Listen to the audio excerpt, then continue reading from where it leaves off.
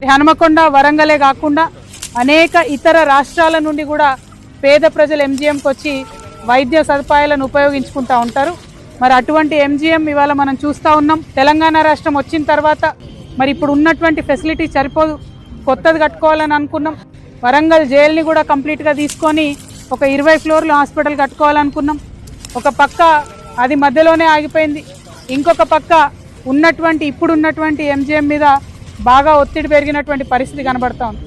అన్నిటికన్నా ఘోరం ఏంటంటే ప్రజల వద్దకు ప్రజాపాలన పేరుతో వచ్చినటువంటి ప్రభుత్వాలు మరి కనీసం హాస్పిటల్లో ఏవైతే రెగ్యులర్గా మెయింటెనెన్స్ ఛార్జీలు ఇవ్వాలో దాన్ని హెచ్డిఎస్ అంటారు, ఆ మెయింటెనెన్స్ ఛార్జ్ కూడా ఇవ్వలేనటువంటి పరిస్థితి ఉన్నది. దాంతో జరుగుతున్నది ఏంటంటే సూది ఉంటే దూది లేదు, దూది ఉంటే సూది లేదు అన్న పరిస్థితి ఉన్నది.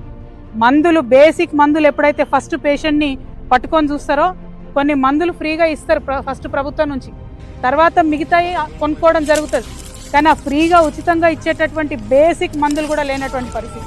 ఈ జిల్లాలో మరి 2-3 మంత్రులు ఉన్నట్టున్నారు. అందరినీ కూడా దయచేసి నేను రిక్వెస్ట్ చేస్తూ ఉన్నా, 3 సంవత్సరాల నుంచి ఇదే ఎంజీఎంలో ల్యాబ్ టెస్ట్లు వేద్దామంటే కనీసం ఆడ రియేజెంట్లని చిన్న కెమికల్ ఉంటుంది, అది కూడా లేకుంటే టెస్ట్ల కోసం బయటికి పోతున్నటువంటి పరిస్థితి ఉన్నది. ఇది చాలా దారుణం, అవమానకరం. ఇది బీఆర్ఎస్ హయాంలో జరిగిన తప్పే, కాంగ్రెస్ హయాంలో జరిగినా కూడా తప్పే. రాజకీయాలు ఏమన్నా ఉంటే లాస్ట్ ఇయర్లో చేసుకుందాం అన్ని పార్టీలు, కానీ ఎంజీఎంలో ఎవరైతే పేద ప్రజలు సఫర్ అవుతున్నారో వాళ్ళ పరిస్థితి కనుక్కోవడానికి జిల్లా మంత్రులు రావాలని చెప్పి నేను డిమాండ్ చేస్తూ ఉన్నా. మహిళలు ఉన్నారు ఈ జిల్లాలో, 2 మంత్రులు ఉమ్మడి జిల్లాలో. కనీసం ఒకసారి సీకేఎం పోయి చూడండి, అక్కడ ప్రసూతి వసతులు ఎట్లున్నాయో చూడండి. ఇక్కడ ఐసీయూ ఏదైతే ఉందో బెడ్కి 2 ఉండేటటువంటి పరిస్థితి ఉన్నది. అంటే పాపం నిజంగా గవర్నమెంట్ డాక్టర్లను, గవర్నమెంట్ నర్సులను చేతులెత్తి మొక్కినా తప్పులేదు. అంత సేవ చేస్తారు వాళ్ళు. అంత ప్రెషర్ ఉన్నా, అంత టెన్షన్ ఉన్నా పేషెంట్లను బయటకు పంపకుండా చూసుకుంటున్నారు వాళ్ళు. 2 మంత్రులు ఉంటే ఏం లాభం, 3 మంత్రులు ఉంటే ఏం లాభం? నేను ఒకటే డిమాండ్ చేస్తున్నా, జిల్లా కలెక్టర్ గారు దయచేసి పట్టించుకోవాలి ఎంజీఎంని.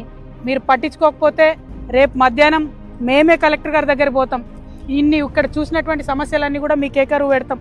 ముఖ్యమంత్రి గారు వచ్చిపోయినారు, 3 మంత్రులు ఉన్నారు, 2 మహిళా మంత్రులు ఉన్నారు. నిజంగా మహిళా మంత్రులు 2 నేను రిక్వెస్ట్ చేస్తా ఉన్నా, ఇది పాలిటిక్స్ కాదు సీతక్క, ఇది పాలిటిక్స్ కాదు సురేఖక్క. వచ్చి చూడండి దయచేసి, ఎట్లా ఉన్నారో పేషెంట్స్ చూడండి. ముఖ్యంగా సీకేఎం వెళ్ళి చూడండి. ఎవరు విజిట్ చేస్తలేరు సీకేఎంకి.